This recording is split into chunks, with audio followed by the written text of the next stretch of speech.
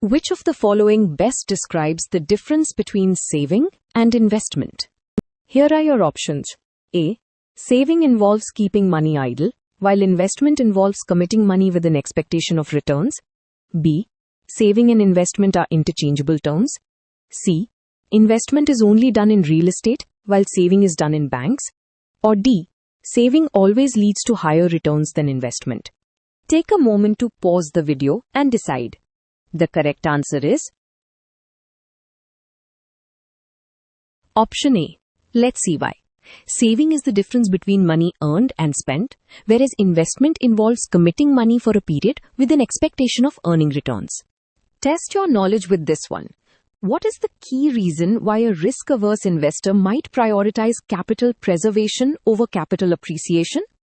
Here are your options. A. They seek to maximize returns at all costs.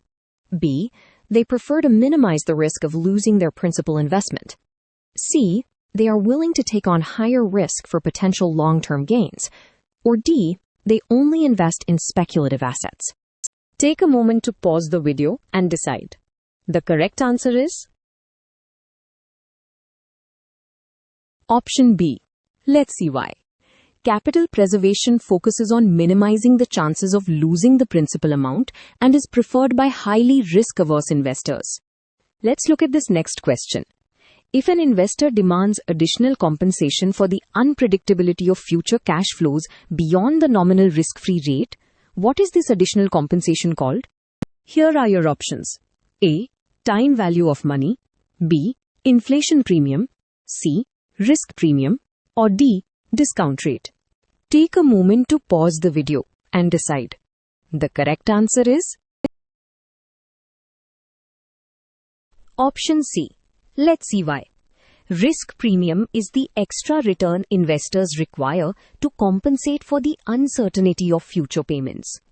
Let's tackle this exam question. Which of the following investment objectives would a retired person most likely prioritize?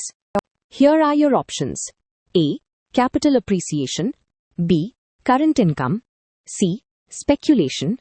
Or D. Distressed securities. Take a moment to pause the video and decide. The correct answer is Option B. Let's see why.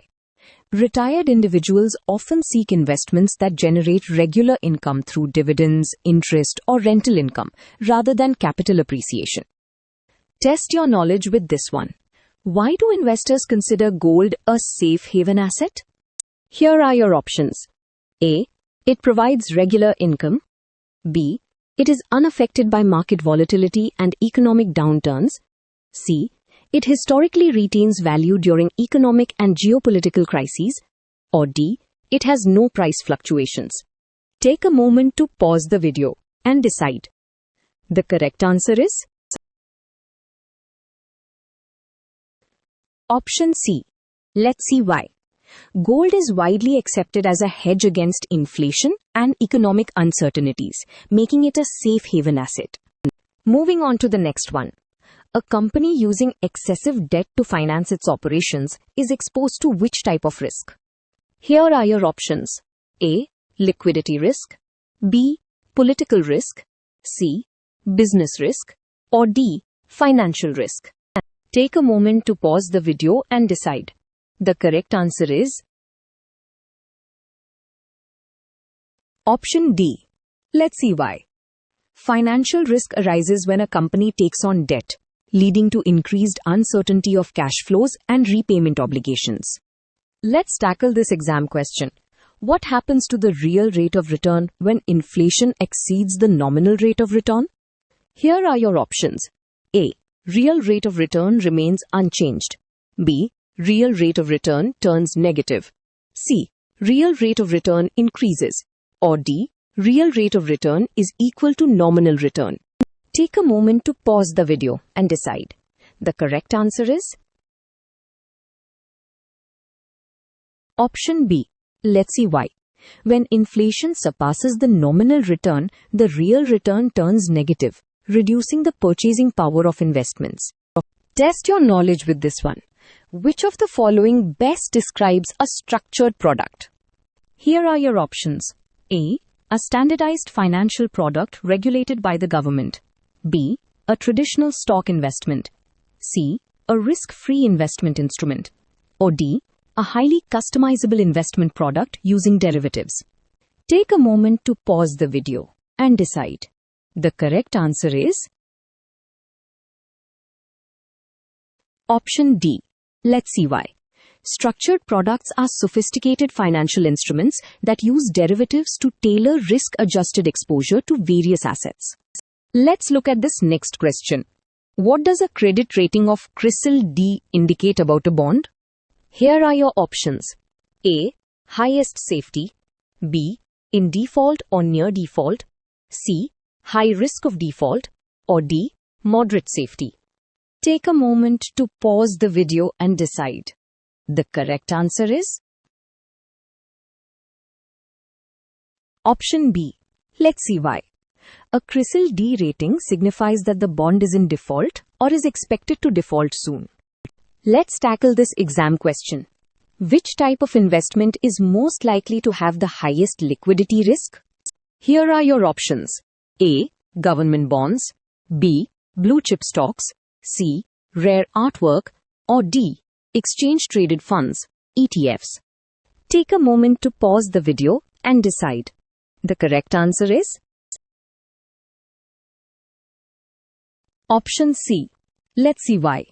Rare artwork is highly illiquid, as finding a buyer at a fair price can take a long time. Test your knowledge with this one.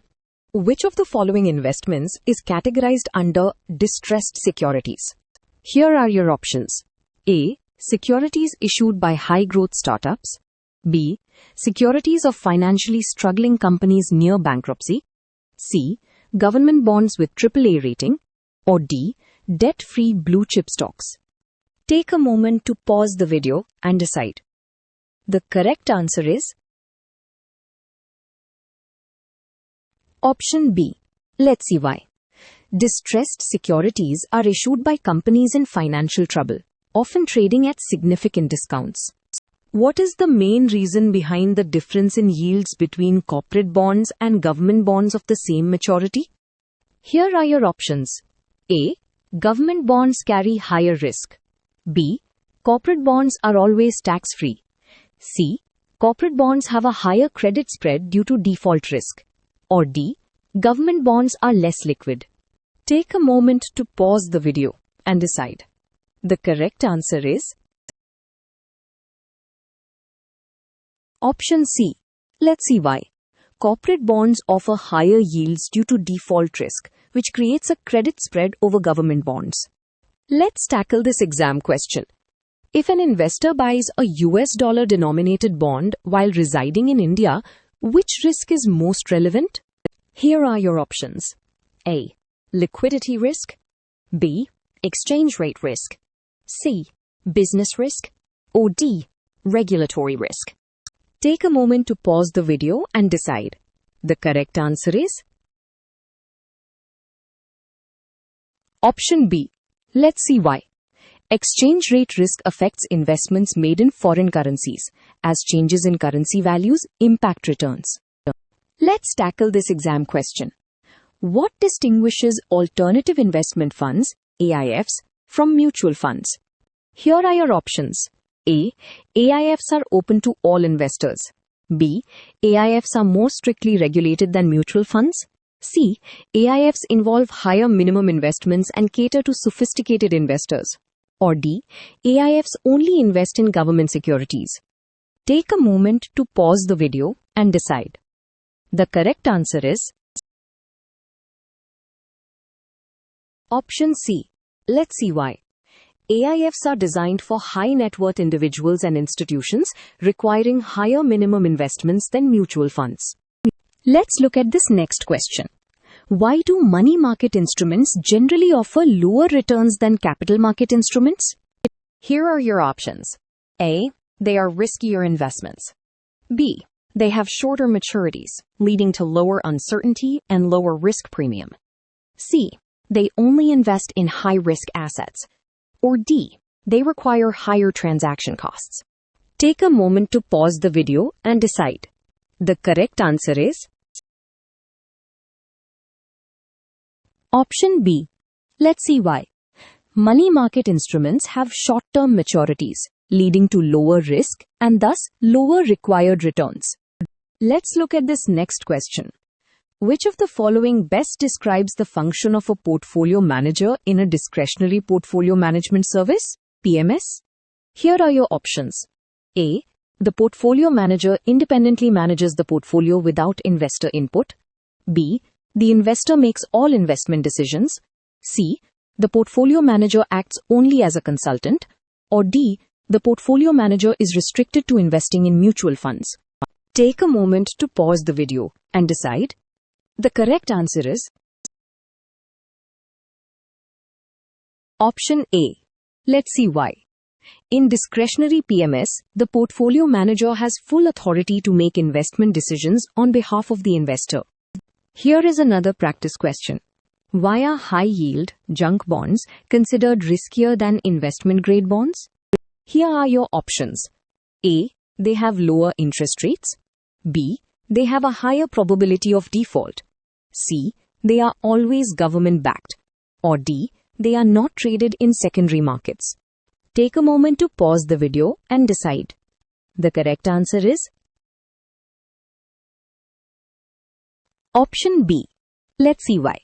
Junk bonds carry higher default risk, making them riskier than investment-grade bonds. Here is another practice question.